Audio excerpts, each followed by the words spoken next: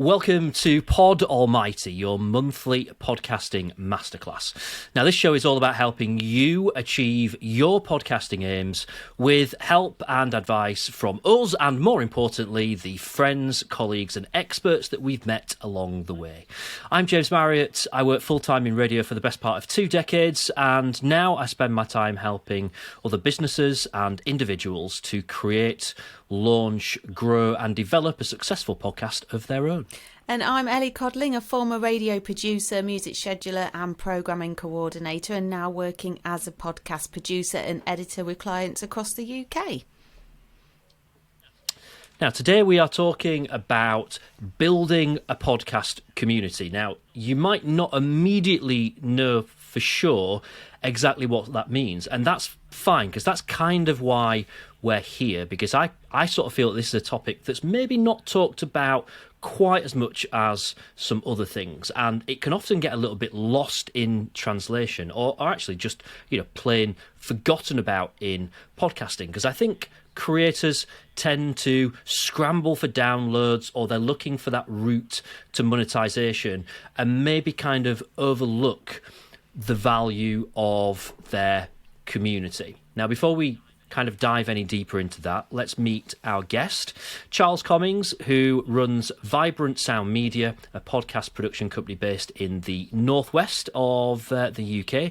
He is also a podcaster and does all manner of other marvellous work with audio, and importantly for us today, he is the co-organiser and community builder of Mike's Podcast Club, which is Mike as in M-I-C, not Mike as in the bloke that delivers your milk every morning. Mike's Podcast Club, which is an amazing monthly meetup for podcast creators and enthusiasts.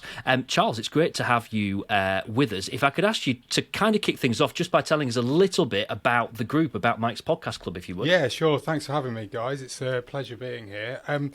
So what are we? About three and a half years ago now, my friend Vic set up Mike's Podcast Club. She basically had her own podcast production company, freelance solo entrepreneur that she set up.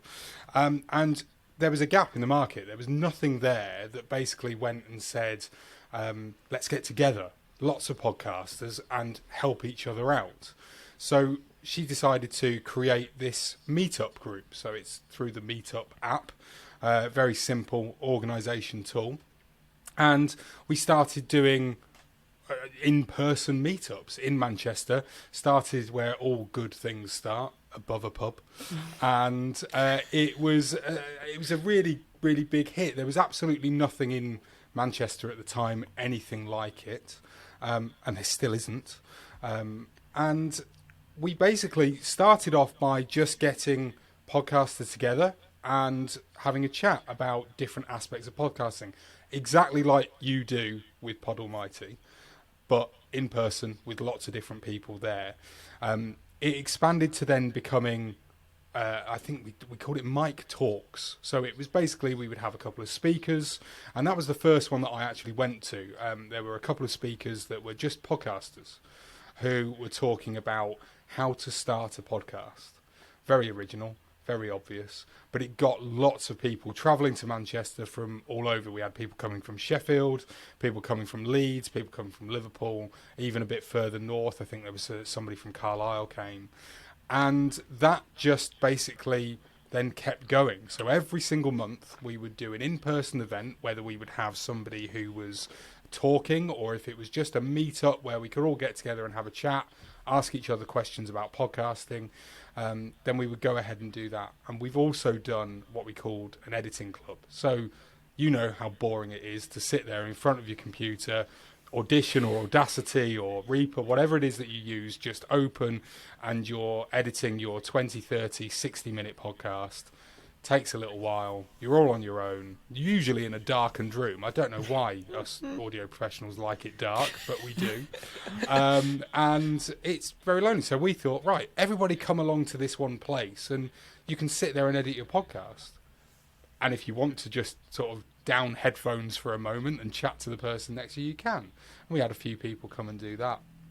I got involved quite early on, just basically by sticking my nose in, essentially, and saying, if you ever want any help, Vic, then just ask.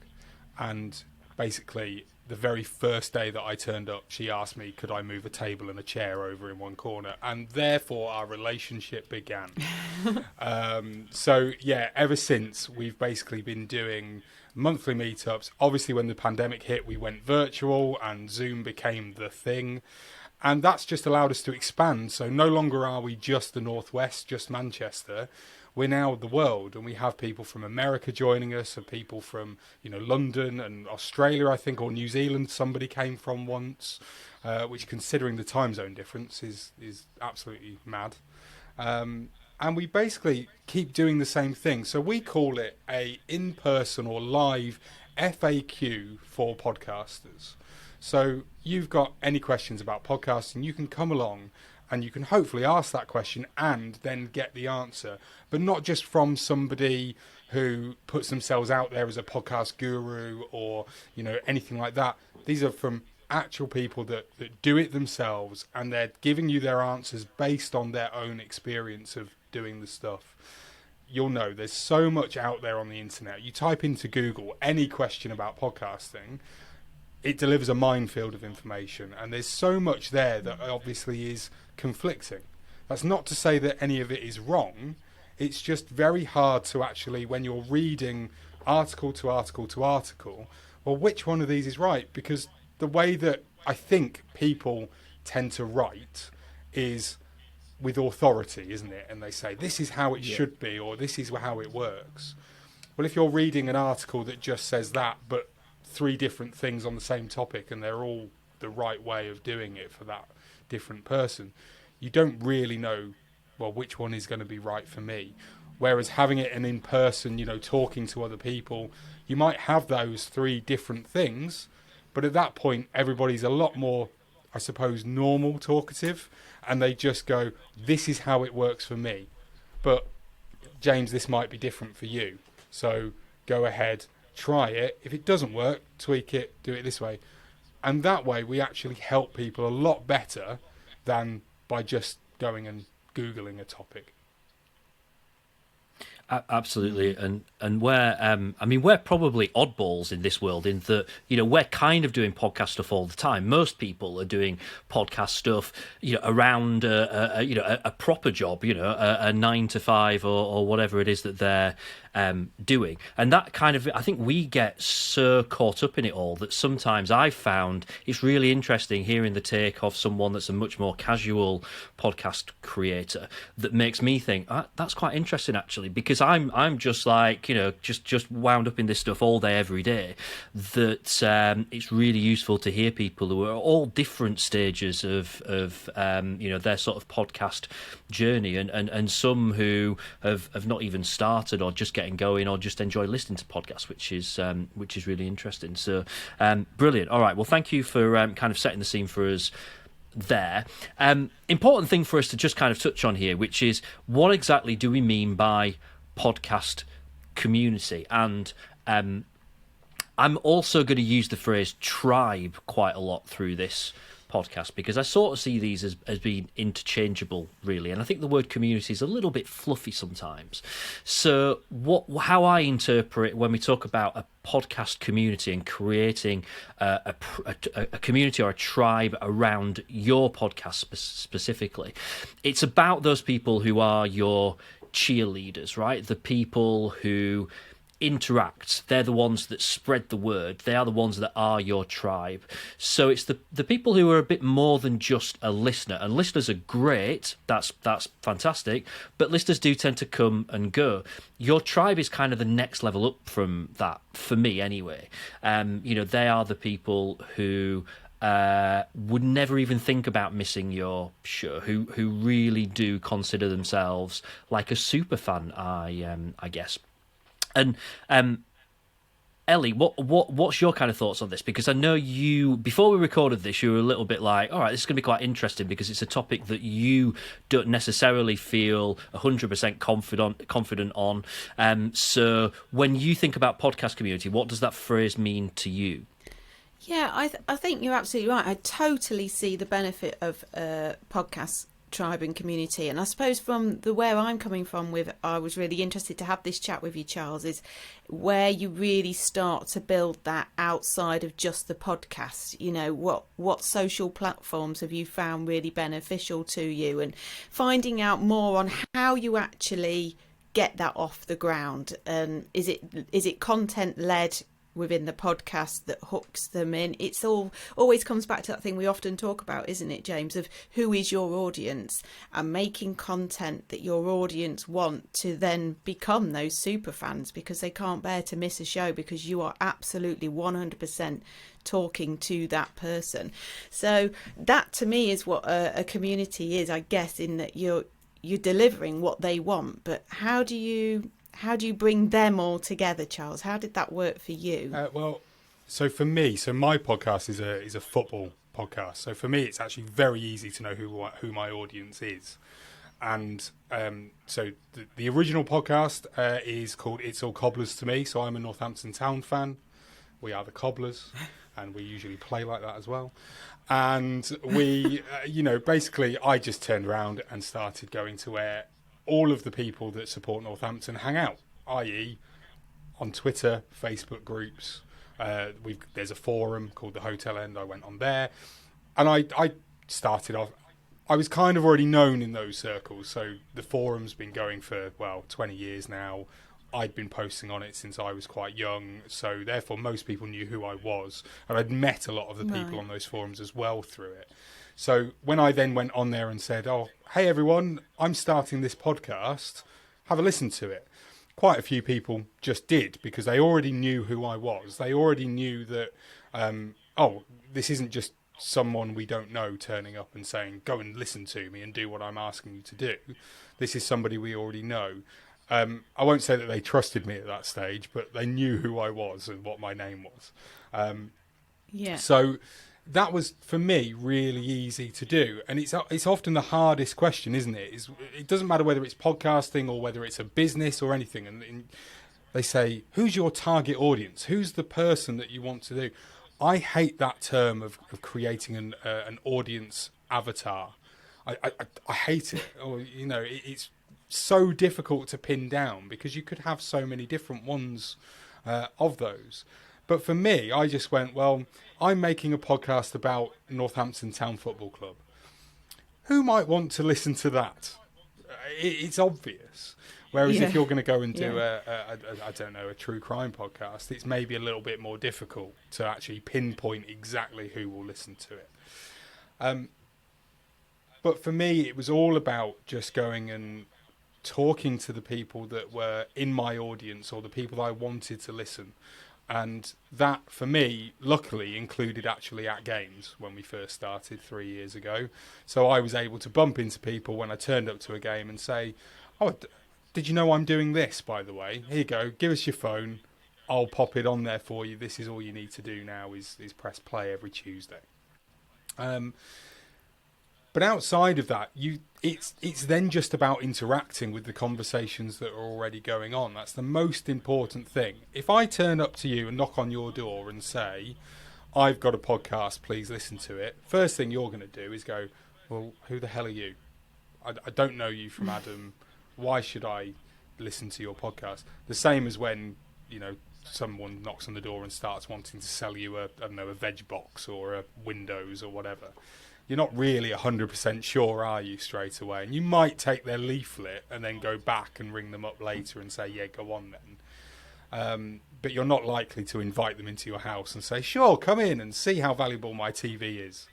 That's not really going to happen. So you need to sort of actually just start having the conversations within the group of people that you want to start listening. And that doesn't mean spreading yourself massively thin either. I think that's quite important. So for me, if I was going to start a brand new podcast, which I did recently, albeit still a football one, just for the European Championships, I just started on Twitter getting involved in a couple of other people that were talking about the England games or the England squad when it was announced.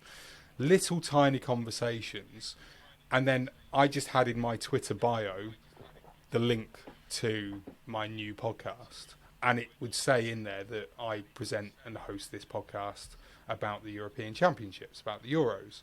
So I never really actually went in and went, listen to my podcast. It was just if they were interested in what I had to say and thought, I'll just have a quick nosy at who this person is, one of the first things that they would see is that there's a podcast, and they might then choose to go and listen to it. So it's those initial conversations, and yes, you can start them, but sometimes it's a bit like shouting into an empty room. You might start it, but if nobody's there to hear you say it, nobody's going to respond to you. So you have to go out and actually find those conversations first and find those people first. So regardless of what your topic is, you do need to sort of at least understand who it is you're making the podcast for, other than yourself. But in a way, if you're making a podcast, you are going to be doing it for you, because otherwise, why would you do it? So you just need to go and find other people like you, and then talk about yourself to them and the thing that you're talking about in your podcast. So it sounds like you've done quite a bit of legwork, though, in many ways. You say you're talking to those people already, but you have actually, you are keeping a constant stream there by the sounds of it. You're keeping your name in the social platforms, forums to raise awareness and keep the conversation going. It sounds like, there's some legwork that needs to be done there. Yeah, and in fairness, when you put it like that, you realise how much work that actually is. But don't worry about it. If you enjoy it, you'll just do it anyway. You're on them forums anyway, aren't you? You're already watching it and reading it. I don't think about, when I go onto Twitter and I go in and start looking at the latest news about Northampton Town, like when there's a signing or something like that, I don't think, I must go on Twitter and talk about this because it's helping my podcast marketing. I just think, we've made a signing. I want to have an opinion on this person that I've never seen play football before from Kilmarnock or wherever it is that we've signed them from. It's just then the fact that I'm obviously now associated with the podcast, or the podcast associated with me. So when people see me talk, for some reason they think I'm speaking with some sort of authority on the issue. I'm definitely not. But people think I am, and that's what matters. Because exactly. You built your tribe. It's building that and having done it, but in a strange way, it doesn't feel like I really did anything difficult to do that. It was, as I said, because I was already interested in the subject, already in the conversation, it was just something that happened easily to me. But you are right, Ellie. I shouldn't dismiss the, 10, 20 years before that of me just talking about Northampton Town Football Club as a fan. Because I don't know, if you're going to start a podcast which is about, I don't know, your favourite packet of crisps, then you're probably not going to have been spending the last 10 years. Well, you might have done. You might have been shouting from the rooftops how much you like cheese and onion. I don't know. But, it's unlikely that you probably did that. So you've just got to start somewhere. But make sure that if you're going to do a podcast, I just think to myself, if you're going to make a success of it, you need it to be of interest to you. Because it's not just about making the podcast. It is all of this other stuff that you've got to do as well. And if you can make that other stuff just a natural occurrence rather than I'm doing this because of the podcast, then you won't even notice how much work and effort you're putting into doing it. Surely no one would actually say that cheese and onion is their favourite crisps. Surely that person can't possibly exist anywhere in the whole wide world. Oh, I know. It's smoky bacon all the way, surely. Right, we're nearly 20 minutes in, and we've already talked about in-person meetups and going to football matches. This is getting me quite teary. This podcast, all these great things that we used to be able to do. Right, I want to think a little bit here about existing podcasters. So people who might be however many months or years into producing their podcast, who might be listening to this thinking that it's something they've never really thought about, that they think about their listeners, they think about their audience, but they don't think about that kind of group of their listeners who are their tribe, who are their real sort of cheerleaders. And I have just an issue generally with podcasting in the way that it's so obsessed with numbers, and it's particularly obsessed with download numbers. And people kind of say, "Oh, it's brilliant! This has had 500 downloads, or I get 10,000 downloads," and we just kind of we throw these numbers around as if it kind of makes it feel a little bit like it's all just a big ego thing about people. Well, I want to have more downloads than the next person, and then the next person, and then the next person. And we don't stop and think, if 500 people listen to your podcast, who are those 500 people? They all have names, they all have lives, they all have jobs, they've got families, they live somewhere, they do things. They've got an entire, we talk about building an avatar. Every single podcast listener is an avatar because they're all real, they all exist. And if you start trying to stop thinking about numbers, if you do get, let's stick with that example. Let's say that you get 500 listeners to your podcast. It might go up and it might go down. Who within that 500 are your tribe? Because they're out there. So if you've not thought about this, if you do sit down and think about it, you probably already know. You probably think, oh, there's that person that always has something to say on Twitter, and there's that person that always replies here, and there's that person that emails all the time. Or you've just become aware of certain people who are, listeners week in, week out, month in, month out. And if not, or maybe you know of a few, but you think there's probably more out there, then this is really the point where it's like, all right, put the brakes on a little bit, stop and think, how do I start finding out who these people are? Because every listener matters, but these are your really valuable. These are like your gold level listeners. And they're useful for several things. Firstly, because of the fact that they're really loyal as listeners. But also, once you establish and identify who your tribe is, who your podcast community is, you can utilize them, because these are the people that, when you say at the end of the podcast, oh, if you've enjoyed this, please tell a friend, these are the people that actually go and do that. These are the ones that will go and spread the word. If you tweet about your new episode and say, please retweet, these are the people that will do that. They'll quote your tweet, they'll go onto the forums and they'll tell people about how brilliant your podcast is. But you've got to do that bit yourself in terms of making it clear what you want from your tribe. Identify who they are and start thinking about how you can use them to grow your audience. And while you're growing your audience, you're going to grow that tribe as well, because there's going to be more people who find you that really, really like your show. And so you're able to build this kind of luxury tier of listeners who are your community, they're your tribe, but they're just super, super valuable listeners. I don't know what you guys think, but I just think as podcasters that we overlook this, that we just get too caught up in numbers and stop thinking about, well, who are the ones within this who are actually going to do what I ask them to do, because they're my cheerleaders. Yeah, we're all guilty of it as well. Don't think for a second that... Yeah, I agree completely with what you said, James. However, I still look there. I open up my hosting site and I go, how many downloads have I had? How close am I to beating yesterday's numbers, which is what I'm doing at the moment with the Euros one, sillily, because it's a daily podcast. Why would I do that? Anyway, the thing for me actually was that in terms of going out and finding out who those super fans were, I set up a Patreon. Now, I just put it out there, and when I did it, so I did it in November 2019, I opened the Patreon. I did it, and yes, I was thinking about monetizing my podcast, but only in the way of going, I wonder who would actually pay for this. Maybe somebody might do. I doubt that many will. Straight away, I had somebody that just popped in for $2. I had that same one person for $2 for 3 months, and then somebody else came in at $5. And then all of a sudden, around about sort of May 2020, we had an influx, and we got quite a bit that came in. Now, one of the things, and the only thing that I actually offered, was just a Slack community group channel. That was it. A private messenger group for these people that supported us. And 30 odd people are signed up to that right now. And they all pay a varying different amount of money. Yes, I do more than just the Slack group nowadays for it. But the big thing, and the thing that people actually sign up for, is getting involved with that community.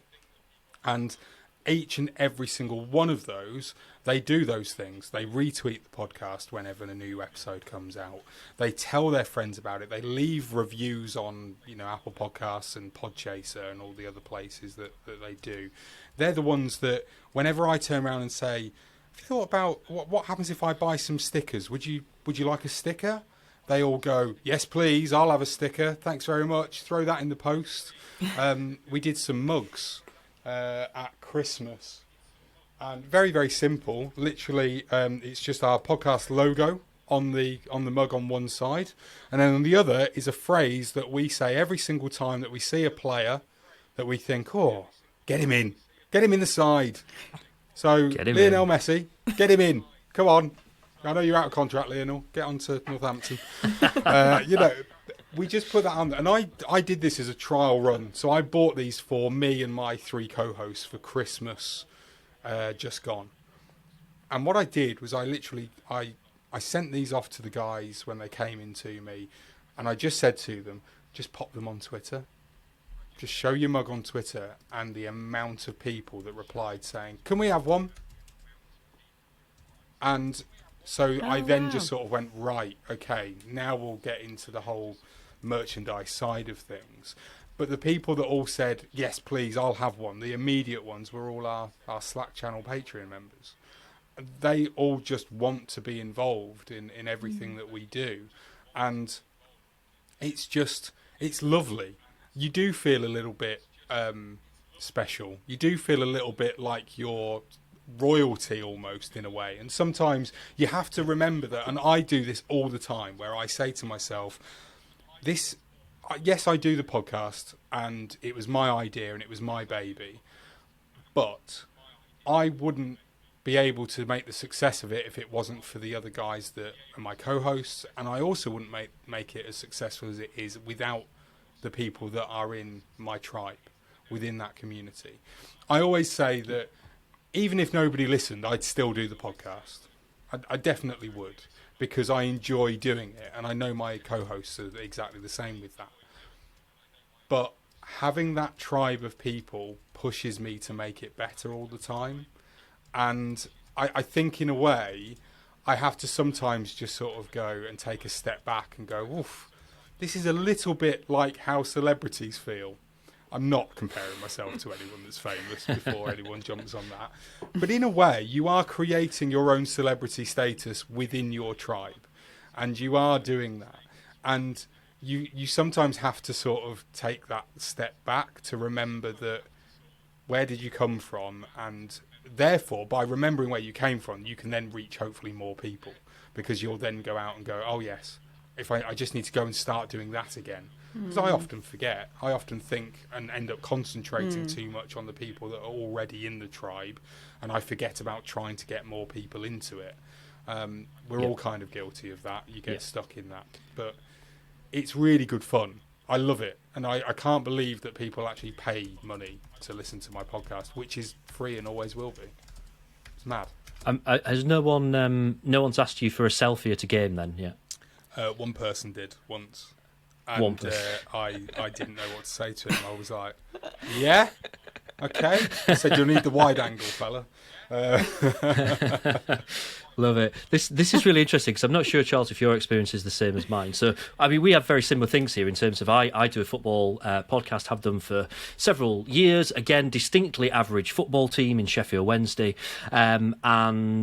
The same in kind of using social media, building up a bit of an audience, getting a bit of an idea about those people who interact a lot with us and stuff like that. Now, we also set up, it wasn't quite Patreon, we did it slightly differently, but we set up a kind of a listener club that we did for one season, and about 30 people joined that, which is not a huge number, but it was more than what I thought it would be. And what was really interesting is that probably half of those were names where I was like, oh yeah, that's so and so and that's so and so, and I recognised them. About half of them were people that I'd never come across before, because if they were on social media, they weren't particularly active, or some of them were people that just didn't use social media. We included a bit of include your handles and we'll give you a shout out for joining up, and they were like, oh, I'm not on social media, I just listen.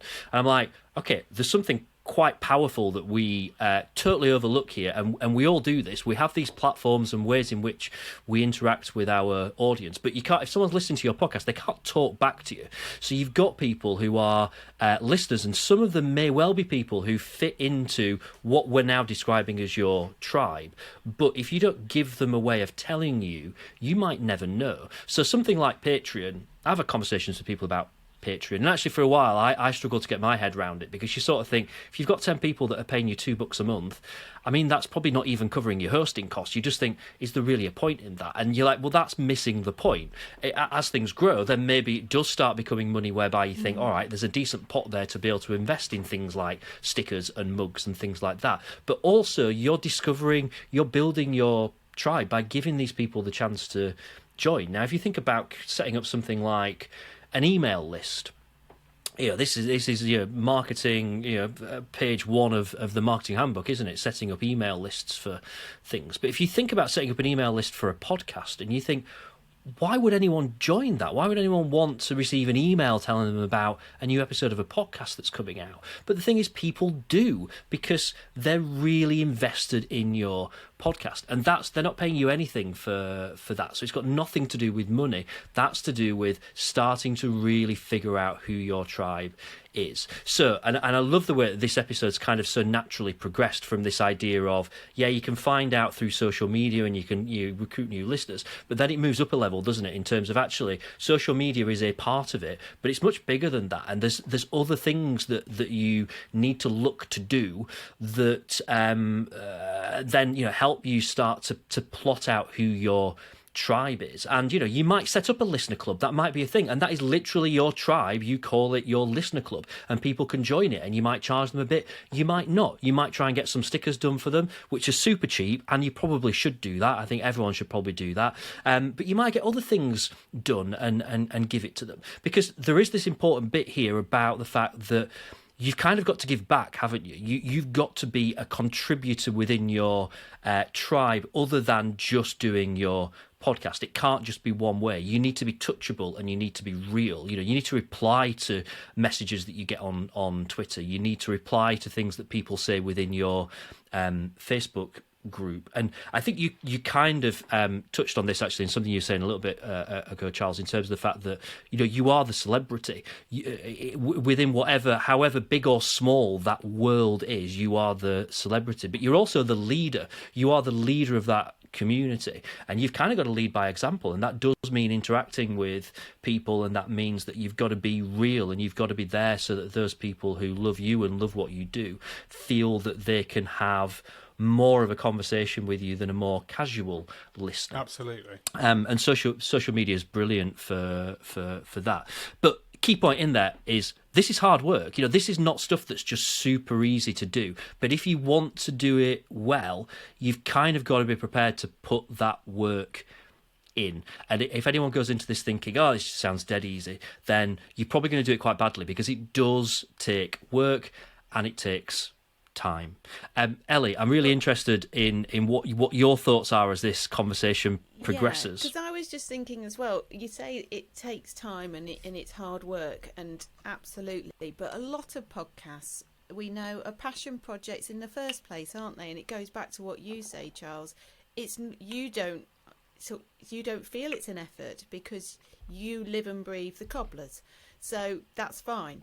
That's where you're spending your time anyway, and that's what passion project podcasts are all about. So yes, you need to put the time in, but it sounds like it shouldn't feel like an effort, because it's your love and your hobby as it is anyway. So just get going with being more interactive with it, start replying more, try the patron route, see what happens. Yeah, you don't. There's one of our members of of Mike's podcast club called Ian. He makes the Cold War Conversations podcast. Now, I absolutely adore how well informed he is about not just the subject matter, because he's essentially, as I'll use the word geeky, but in a kind way, Ian, in case you're listening. He's as geeky about the Cold War as I am about Northampton Town. And he loves it. And he does exactly that, which is he joins in the conversation. He talks about it an awful lot. And he gives back. So one of the great things that he did, we talked about stickers before, he does coasters. So if you join his Patreon, you instantly get sent a coaster, which is just something slightly different. So everybody loves a sticker, of course they do. But if you got a coaster, that's like a step up, isn't it? It's the extra thing that he's gone for. But he does so much in terms of he's in his community all of the time. He's always talking about it. He then actually goes and anybody that's in the community that he finds interesting, he then finds their story and then will look to include it in his podcast. So it isn't just about having your listeners, as you said, James, doing it one way, listening to you. It's also about you then turning around and listening to them and seeing what they're doing. One of the things that I did last year when the pandemic hit and the football was stopped and we didn't really know what was going to be happening, was that I then reached out to a few of the people that I know are listeners and said, I'm going to do this little series. I called it Memory Lane. Very original idea, where I literally just said to them, I'd love to talk to you about a particular season, player, goal, moment of your time supporting Northampton. And let's do a 20-minute chat with you about that specific thing. I spoke to 10 different people, of which 8 of them were just fans and were listeners already to the podcast. And we went through some great moments from the last 20, 30 years and heard from their point of view, how they experienced it. And then on top of that, I had somebody from the football club do an episode with me, and I also had a former player do it as well. And it just gave the audience a way of actually going, oh, hang on a minute. I'll do this. I'll put my hand up for it. I put the message out on Twitter and said, if you want to be involved, if you've got a story to share, I'd love to listen to it. And I just did it. And it didn't really matter if the story was of a big occasion, of something that everybody could remember instantly and go, oh, yes. Some of the best and most well-received episodes of that were actually things that, when I first was contacted by the person, I didn't really know what they were talking about as what their memory was. But you start listening to them, and of course it's a big thing for them. Otherwise they wouldn't have talked to me about it. And you got the passion. The passion came through. And that actually meant that now what I had was I had episodes, 10 I think we did in the end, of some of our listeners who then, of course, what they did was they went, I've been on It's All Cobblers to Me. Go and listen to this episode. They told their mum, their dad, their friends, their wife, go and listen to me. I'm on this. And then some of those will have gone, oh, that's really good. I wonder what else has been done on this podcast. And they then become, they go from being that one-off, oh, I've heard the show that my friend's on, to becoming an actual regular listener. And then who knows what happens. Eventually they may take the steps up, become a subscriber, and then get, who knows, all the way up to being a super fan and maybe joining the Patreon. So there's so many different ways of you actually getting into the mindset and then getting into the engagement and making it two-way with the people that that are listening to your podcast. You talked before, James, about how it isn't just social media, and that's so true. Like, if you look at, it'll be the same with Sheffield Wednesday. If you look, when you can, at one of the stands at Hillsborough the next time you're there, you are going to have such a wide demographic of people. They've all got one thing in common. They're all there to support Sheffield Wednesday. But you'll have kids, you'll have grandparents, you'll have mums and dads, all of these different people. Is every single one of those going to be on Twitter? Every single one going to have a Facebook account? No, they're not. But I tell you what they all do have is they all probably go and look at the Sheffield Wednesday website. They probably all buy a program. Well, maybe not all of them, but some of them will buy a program. Some of them will look at the stuff that comes out of the football club, whether it's in the local paper or directly from the club. So if you can, and this is what I did, is that I went and spoke to the football club and said, look, I don't want any money. I don't want anything else. I also don't want to give up any editorial content or control, but anything you could do to just get the word out to the rest of the fan base? They just put a little tiny banner in the bottom of the programme on one of the pages that just simply said, listen to the It's All Cobblers to Me podcast by fans, for fans of the Cobblers, on Apple Podcasts, Spotify and Google Podcasts, wherever. And we got quite a few people coming to us that didn't have a clue about us because they didn't know what to do. They also interviewed me for an article in the programme that also went on their website, that also went out in the local media as well. And you just throw yourself at it. So it won't just be a case of you putting content out there. Go and look for other people that are doing it in the same space. Some of it will be just other people just like you, independent podcasters, bloggers, videographers, whoever it might be, and just say, any chance you'd like to maybe talk to me? I've got this thing that I'm doing. It's a podcast about X, Y, and Z, which I know you're interested in. Let's do a two-way chat. I'll do one for my podcast advertising you, and you do one vice versa with me to advertise my podcast. And you then reach more and more people. Hopefully, it's also not about the competition. Just because there's a vlogger or a blogger out there talking about the same thing, you're not looking to steal their audience. You're looking to join them and get them to join you. Yeah. It's about collaboration, not competition, isn't it? All as podcasters, and that's the point of Pod Almighty. Yeah. We want to share our knowledge, as much as what you're doing with Mike's Podcast Club. Yeah, it all complements each other, doesn't it? And we're all kind of working towards the same thing. I'm aware that we're pretty much at time already, and it's another one of these subjects that feels like we've just about scratched the surface. We could carry on talking for hours and hours and hours about this, and I think there's been some really interesting things that have come up. Hopefully, some stuff that gives people some really good ideas. I just quickly wanted to mention a few things that I'm not going to elaborate too much on, but are just worth mentioning. These are things that, when I think about building a tribe, stuff that I think, all right, that's worth thinking about. So every so often, broadcasting your show live in some way or another, whether that's live on Facebook Live or some other channel, some way of building up a bit of a buzz about an episode is a way that you can start tapping into that kind of feeling of a tribe, and those people that will rush to that want to see you, that want to get involved. Similarly, as the world starts to resemble some kind of normality, whatever the heck that is, doing live events, what can you do out there? Charles, me and you are in that situation whereby when we sit down and think, who's the target audience for our football podcast and where are they? They're all in exactly the same place every fortnight. Like, it's really easy to work out where they are. It's just a matter of working out how you reach them. For anyone else, whatever you do, think about what live events exist. What live events can you do yourself? How can you start to build that buzz around your podcast? And also consider content that isn't just podcasting. Consider actually whether or not, do you need a website for your podcast? Can you do written content that goes alongside it?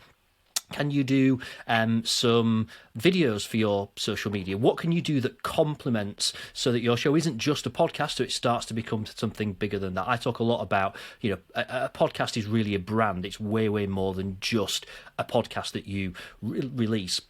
And a tribe's an important part of building that brand, but also those other things that you do that help build it into a brand as well. And look, the thing is, this doesn't happen overnight, right? It doesn't matter how good your content is. This stuff takes time, but keep working at it. I hope we've given you some really good thoughts there. We've not even touched on the dangers yet, because I know we said earlier on about how it isn't just social media. That's a real danger. There's also this danger as well about when you build a tribe, try not to get sucked into just broadcasting to that tribe, because you can alienate new listeners, and we could sit here and talk about that issue just for another half hour on itself. Charles. So we've got more to go on. We'll come back for another episode. There's tons and tons of stuff. Charles, any kind of final thoughts or comments from you? Just what we've basically already covered, that whole thing of just making sure that you do go and speak to the people that you want to be listening to it. So don't think about, I just want 500 or 1,000 people listening. Actually think about who, because if you've got 30 people that are actually interested in your subject and therefore could become super fans of you and spread the word, they're more valuable to you than just 500 random people. Believe me, that's it. And you mentioned it before, James, you know, if we say 500 listeners for a podcast and you then get 30 people that are super fans joining your podcast Slack channel or what live membership thing, then those 30 people are incredible. And do not ever think about them as anything else but flipping brilliant, because honestly, they are the best people in the world. And yes, sometimes you might not actually agree with everything that they say. It might be that you only see eye to eye on the one subject that is your podcast. But therefore, just, you know, keep it civil. Remember that you're the leader of that pack. Remember that they look up to you, and just keep everything going in the way that you want it to be. And you direct everybody in the direction that you go. And I suppose really, if you're not somebody with a podcast, but you listen to podcasts, then go and check out what they're doing to get you to listen to them. Don't just sort of think to yourself, oh, I only listen, you know, I couldn't do that. Go and look at what other people are doing. Well, the big thing that I actually did, and I know that this is slightly more on monetization than community building, but when I started my Patreon, I signed up to support another podcast on Patreon to see what it was that they were doing, to therefore get an idea of the sort of stuff that I would have to do. And I do that all the time. I check in with other podcasters who come to Mike's Podcast Club, and I regularly ask the question, what is it that you guys are doing at the moment to either gain new listeners or to keep the ones that you've already got supporting you, and maybe even increase their level of support for you? And by just simply learning from other people, which is exactly what Mike's Podcast Club is all about, we can always improve what we do. And it might not just be with your podcast, but it could just be with everyday stuff as well, which is what I absolutely love about the fact that we've got so many people that come to us every single month, including yourself, James, that come to not only learn and sit there and listen to other people, but join in and give their own thoughts, their own experiences. And it's for absolutely anybody that wants to. So you do not have to have a podcast. You might just be thinking to yourself, I'd really like one. I'd really like to do it. You can come along too. And honestly, it's the best community that I've ever been involved in. Sorry, my listeners to my podcast, you're great as well. But honestly, it is one of the best communities I've ever been in, because everybody is just so helpful and wants everybody to succeed. Collaboration, not competition, and it works. So come along. We've got the next one in, we basically go the second Wednesday of every single month. We do it on Zoom at the moment while we're still in this world. And all you need to do to join up is just go to meetup.com/MikePod, MICPOD, and you'll find the latest one there. You just need to sign up. It's free, completely and utterly, and then click RSVP to say that you're coming. And then join us on 6 o'clock on the second Wednesday of every month. It's highly recommended as well. We'll stick that link and some various other links as well into the show notes, so people can find it. Ellie, are you a convert to the idea of building a podcast community and tribe? Oh, absolutely. And not that I wasn't before. It was just good to hear more detail on from someone who's had it work so successfully for them, of how you've done it. So didn't need converting, but just giving me loads more ideas of where that, you know, to offer out to my clients and for myself. So thank you. Please come back. We've got loads more we want to ask. I'd love to. Thank you. Phil, thank you, Charles. If there's a subject that you'd like us to cover, or maybe a guest that you think we should talk to on a future episode, please let us know. You can find all our previous episodes at podalmighty.co.uk, and join us every month as we explore more of the big wide world of podcasting. Find out more about us at wearesoundmedia.com, where you can also get in touch, and we'll see you again soon on Pod Almighty.